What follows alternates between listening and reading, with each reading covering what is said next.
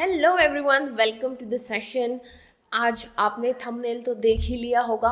ITEP 4 year BEd में जो admission है उसकी सच्चाई के बारे में बात करने वाले हैं। सच्चाई मुझे क्यों बतानी पड़ रही है? क्योंकि कुछ लोग बुराई, गलतियां या गलत इन्फॉर्मेशन इस कोर्स के बारे में दे रहे हैं, या हम ये कह सकते हैं कि आप अच्छी तरह से नहीं सुन रहे हैं। तो कुछ ऐसे इम्पॉर्टेंट पॉइंट्स हैं जो कि आपको एडमिशन से पहले पता होने चाहिए, फॉर्म भरते वक्त पता होना चाहिए, काउंसलिंग में जाने से पहले आपको ये चीज़ें पता होनी चाहिए। तो आज ऐसे कुछ 5 टॉपिक्स मैंने लिखे हैं जिससे रिलेटेड क्वेश्चंस मुझसे बार बार व्हाट्सएप पे, कहीं इंस्टाग्राम पे या कमेंट सेक्शन में पूछे जा रहे हैं। तो अगर आपके डाउट हैं कि कहाँ मेजर माइनर आपको मिलने वाला है, कौन सा इंस्टीट्यूट आपको प्रेफरेंस में भरना चाहिए, NCET CUET का क्या रिलेशन है, सर्टिफिकेट में अगर आपके कुछ प्रॉब्लम है तो उसका क्या सॉल्यूशन है, साथ ही इस डिग्री की वैलिडिटी क्या है, और अगर आप किसी और कोर्स में इनरोल्ड है और मन में ये बात आ रही है कि मैं ITEP कोर्स कर लूँ, तब क्या क्या आपके सामने चॉइसेस हैं और किस तरह से आपको डिसीजन लेना चाहिए, आज इस पर बात करने वाले हैं। तो एडमिशन लेने से पहले सारी सच्चाई, सारी करेक्ट इन्फॉर्मेशन आपके पास होनी चाहिए, इसलिए ये सेशन मैंने रखा है। इसके बावजूद भी अगर कोई डाउट आता है तो कमेंट बॉक्स में लिखें या डायरेक्टली मुझे व्हाट्सएप, इंस्टाग्राम पर मैसेज कर सकते हैं। ओके। और ये सेशन देखने के बाद लगता है कि हाँ, ITEP की तैयारी करनी चाहिए। अब लगभग कुछ 1 महीने के आसपास, आप मान लें 40 दिन के आसपास आपके पास बचे हुए हैं, तो आप स्ट्रक्चर्ड वे में तैयारी कर सकते हैं मेरे साथ जुड़ के। ये 2 कोर्सेज हैं, एक टीचिंग एप्टीट्यूड का और एक पूरा नॉन डोमेन का कोर्स है, जिसमें 4 सब्जेक्ट में कवर कर रही हूँ। 75% हमारा कोर्स कंप्लीट हो चुका है, जल्द ही 100% हो जाएगा और फिर हम प्रैक्टिस स्टार्ट करेंगे। ओके, चलिए तो स्टार्ट करते हैं। सबसे पहली चीज़ मैं यहाँ से लूँगी कि भाई इस डिग्री का फ़ायदा क्या है हमें, है ना। ये क्वेश्चन काफ़ी पूछा जा रहा है, क्योंकि जिन बच्चों ने पहले से कहीं एडमिशन ले रखा है ग्रेजुएशन में, है ना, या वो कोई बच्चे ड्रॉप ले करके किसी और एग्ज़ाम की तैयारी कर रहे हैं, तो वो पूछ रहे हैं कि मैम इसका फ़ायदा क्या है। तो मेरा सिंपल सा ये कहना है कि मान लीजिए कि आपने 3 ईयर का BSc कर लिया, या BA कर लिया, या BCom कर लिया, या आपने 4 साल का ऑनर्स कर लिया। उस 4 साल के ऑनर्स करने के बाद आप मुझे बताइए कि आप जॉब लेने के लिए कहाँ जाने वाले हैं। आई होप आप इस बात को समझ रहे होंगे कि आपको वो 4 साल की, वो 3 साल की डिग्री करने के बाद कोई एक रास्ता नहीं दिखेगा जिस पर आपको चलने का मौका मिले। वहीं ITEP 4 ईयर बीएड आपको ये अपॉर्चुनिटी देता है कि ठीक है भाई, 4 साल का आपने कोर्स किया, ये स्किल ओरिएंटेड कोर्स है। 4 साल के बाद एक स्किल जो कि टीचिंग स्किल है आपके हाथ में रहने वाली है। आप चाहे तो उस टीचिंग स्किल के रास्ते पर चलें, ना चाहे ना चलें, ठीक है, बट एक रास्ता आपको ये डिग्री देने वाली है, जो कि एक बहुत ही, हम कह सकते हैं कि नोबल पाथ है टीचिंग का, है ना। एवरग्रीन हम कह सकते हैं कि प्रोफेशन है ये। तो सबसे पहली चीज़ कि इसका बेनिफिट क्या है, 4 साल में एक स्किल मिल रही है, स्किल ओरिएंटेड कोर्स है, प्लस जो इंस्टीट्यूट इसमें पार्टिसिपेट कर रहे हैं, definitely they will offer you placement facilities, क्योंकि जो ज़्यादा फीस ले रहे हैं वो तो देंगे ही देंगे, ठीक है, ऑफर करेंगे आपको। अभी आपकी स्किल्स के ऊपर है कि भाई आप वो जॉब ले पाते हैं या नहीं ले पाते हैं, राइट। पहली चीज़ ये। दूसरी चीज़, बात यहाँ पर ये आ रही है कि मैम ये डिग्री वैलिड है या नहीं है। बेटा 100% ये डिग्री वैलिड है, और अब से यही डिग्री जो है वैलिड रहने वाली है इन द टीचिंग फील्ड। जिन्होंने पुरानी डिग्री कर ली है उनकी डिग्री वैसी की वैसी ही रहेगी, उस पर कोई इफेक्ट नहीं है, वो भी टीचिंग के लिए अप्लाई कर सकते हैं, आप भी कर सकते हो। बट आने वाले समय में हर तरह का बीएड ITEP बीएड ही होगा, चाहे वो 1 साल का ITEP बीएड हो, 2 साल का हो, या ये 4 साल का हो। क्लियर। अब उसके बाद बात आती है यहाँ पर, बच्चे बहुत परेशान हैं सर्टिफिकेट करेक्शन को लेकर के। है ना। तो देखो, अगर आपका आधार कार्ड तो आपके पास होगा ही होगा। आधार कार्ड में जो इन्फॉर्मेशन है वो आप चेंज करवा सकते हो, पर आधार कार्ड का नंबर कभी नहीं बदलता है, ठीक है। तो जो भी आधार कार्ड है आपके पास एट प्रेजेंट, आप उसे अपलोड कर दो और फॉर्म फिल करो। अभी इन झंझटों में मत पड़ो कि मेरा करेक्शन नहीं हुआ है, अभी तो आने में टाइम लगेगा, मैं फॉर्म कब भरूंगा या भरूंगी, ठीक है। इस चीज़ का टेंशन नहीं लेना है। आपके पास आपका आधार कार्ड है, ठीक है, उसको अपलोड करो और रजिस्ट्रेशन की प्रोसेस आगे बढ़ाओ, ठीक है। सेम चीज़ जो दूसरे कास्ट सर्टिफिकेट वाली जो बात निकल कर के आती है, या अदर आपका PWD वाला कोई सर्टिफिकेट है, कोई फ़र्क अभी नहीं पड़ रहा है। जो सर्टिफिकेट है उसमें गलती है, सही है, जो भी है अभी अपलोड कर दो। क्यों? क्योंकि NTA जो है वो आपके सर्टिफिकेट्स मैच नहीं करता है। आपके सर्टिफिकेट मैचिंग वेरिफिकेशन कहाँ पर होंगे? आपके इंस्टीट्यूट में, जहाँ पर आप एडमिशन के लिए जाएंगे, ठीक है। तो आपको बस जो भी इंफॉर्मेशन यहाँ देनी है, आधार कार्ड का नंबर आपका सही होना चाहिए, दैट्स इट, ठीक है। आपका डाटा अपडेट हो जाएगा, उससे उनको कोई फ़र्क नहीं पड़ता। डाटा अपडेट हुआ है आपके आधार कार्ड में, ये वहाँ लिखा हुआ भी आ जाता है कब अपडेट हुआ, कैसे अपडेट हुआ, ठीक है।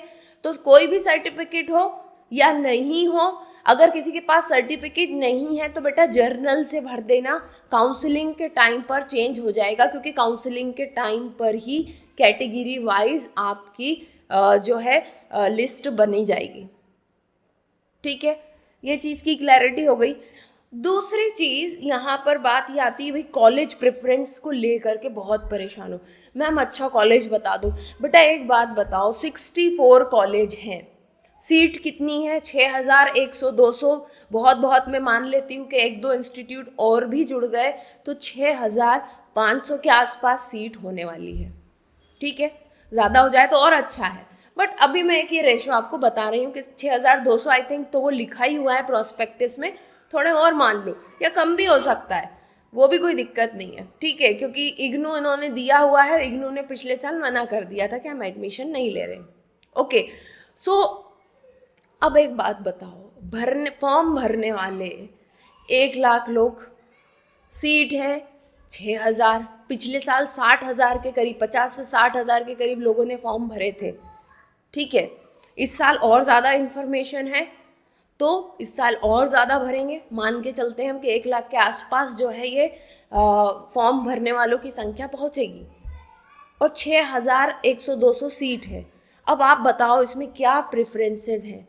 टॉप 64 इंस्टीट्यूट हैं जिन्हें ये अलाउड किया गया है कि हाँ भाई आप ये ITEP कोर्स कर सकते हो, हर कोई करवा भी नहीं सकता ITEP कोर्स, ठीक है। तो ये आपकी किस्मत रहने वाली है कि आपको कहीं ना कहीं एडमिशन मिल जाए, और अपने मन के इंस्टीट्यूट में, अपने फेवरेट इंस्टीट्यूट में मिल जाए, वो तो और बड़ी बात हो जाएगी, ठीक है। तो अभी प्रेफरेंसेस पर फोकस मत करो, अभी कहाँ फोकस करो कि भाई एग्ज़ाम मुझे निकालना है, ठीक है। अब नेक्स्ट बात करती हूँ मैं यहाँ पर मेजर माइनर सब्जेक्ट की।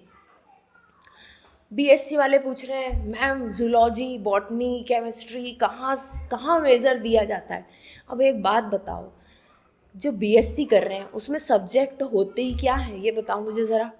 फिज़िक्स, केमिस्ट्री, जूलॉजी, बॉटनी, ठीक है, मैथमेटिक्स, गिन चुन के ये 3 4 5 सब्जेक्ट ही तो हैं। तो जहाँ BSc ऑफर किया जा रहा है वहाँ मेजॉरिटी में ये सब्जेक्ट दिए ही जाते हैं। हाँ, ये ज़रूर हो सकता है कि किसी जगह मैथमेटिक्स नहीं दिया जा रहा है, ठीक है। तो फिलहाल के लिए आपको क्या करना है, जितने भी BSc प्रोवाइड करने वाले इंस्टीट्यूट है, या तो फॉर्म भरते समय उन्हें सिलेक्ट कर लो, नहीं भी करोगे तो कोई फ़र्क नहीं पड़ने वाला है, क्योंकि ओपन काउंसलिंग में फिर से आपको मौका मिलेगा कि आप डायरेक्टली अप्लाई कर पाओ, ये मैं पहले भी बता चुकी हूँ, ठीक है। तो इस चीज़ को लेकर के भी परेशान मत होना, ऐसे ही बीए वालों की भी बात है। अच्छा, एक चीज़ मैं यहाँ और बता देती हूँ, धीरे धीरे इंस्टीट्यूट अब प्रॉस्पेक्टस निकालना स्टार्ट करेंगे कि हम कौन कौन से मेजर दे रहे हैं, कौन से माइनर देंगे। माइनर तो वो नहीं बताते, मेजर बताते हैं कि कौन से मेजर सब्जेक्ट हम देने वाले हैं। तो धीरे धीरे प्रॉस्पेक्टस आएंगे और हमें आइडिया लग जाएगा कि भाई अगर मुझे बायो से करना है ना, मुझे जूलॉजी करना है, तो कहाँ कहाँ अवेलेबल है, जो कि मेजॉरिटी ऑफ इंस्टीट्यूट में अवेलेबल होगा ही होगा जो बीएससी करवा रहा है। समझ में आई बात। नेक्स्ट, सीयूईटी और एनसीईटी का क्या रिलेशन है? सीयूईटी और एनसीईटी का कोई रिलेशन नहीं है। सीयूईटी में पार्टिसिपेट करने वाले इंस्टीट्यूट अलग हैं, वो सीयूईटी के थ्रू आईटीईपी में एडमिशन लेना चाह रहे हैं, दैट्स इट। और एनसीईटी में ये 64 इंस्टीट्यूट है, ये एनसीईटी एग्ज़ाम क्लियर करने के बाद आपको एडमिशन देंगे। इसके अलावा इन दोनों में कोई रिलेशन नहीं है। तो अगर आप चाहते हैं कि सीयूईटी वाले इंस्टीट्यूट में भी मुझे ट्राई करना है, तो सीयूईटी का फॉर्म अलग से भरो। एनसीईटी का फॉर्म, एनसीईटी के थ्रू जो एडमिशन दे रहे हैं उसमें एडमिशन लेना चाहते हो तो एनसीईटी का फॉर्म भरो, ठीक है। तो ये कुछ क्वेश्चन थे। अच्छा, एक बार मैं और क्लैरिफाई कर देती हूँ यहाँ पर कि जो काउंसलिंग टाइम होगा वहाँ पर सिर्फ और सिर्फ मैटर करेगा आपके मार्क्स, ठीक है। तो उस पर फोकस करो। कोई मैटर नहीं करता है कि आपने फॉर्म भरते समय प्रेफरेंस में क्या रखा है। एक बात बताओ, आप प्रेफरेंस में आईआईटी रख दो और नंबर ले आओ 200, कोई हमें एडमिशन देगा क्या?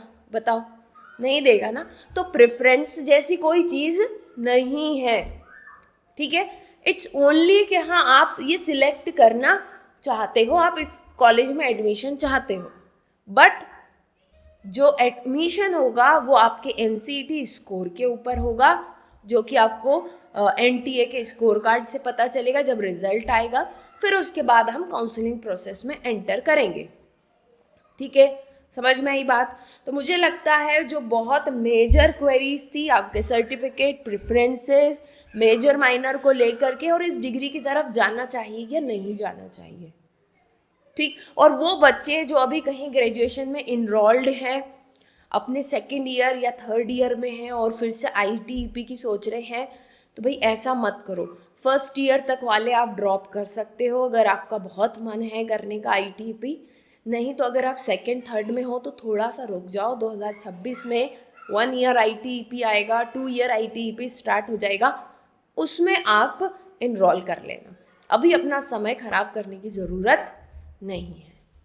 तो आई होप कि जितनी भी क्वेरीज थी आप सबकी मैंने यहाँ पर कवर कर ली है। इसके बावजूद अगर कुछ बच जाता है ना, तो आप मुझे कमेंट सेक्शन में ज़रूर लिखें। फ़ीस को लेकर के एक बार बात बहुत आती है, तो फ़ीस देखो वेरी करती है ना। 10,000 से लेकर के लाख तक की फ़ीस है, तो वो तो तभी क्लियर होगा जब हर एक इंस्टीट्यूट अपना काउंसलिंग के टाइम पर नोटिफिकेशन रिलीज़ करेगा। अभी से अटकलें लगाना कि उसकी इतनी होगी, उसकी इतनी होगी, और हर साल फीस में चेंजेस भी आते हैं, ठीक है। तो अभी से कोई भी कुछ नहीं कह सकता। हाँ, एक आपको बैंड विड्थ दी जा सकती है कि भाई 10,000 से लेकर के 1 लाख तक के बीच में जो है ये इंस्टीट्यूट फीस मांगते हैं, ओके। चलिए, तो फिर मिलते हैं नेक्स्ट सेशन में। तब तक के लिए best of luck and bye.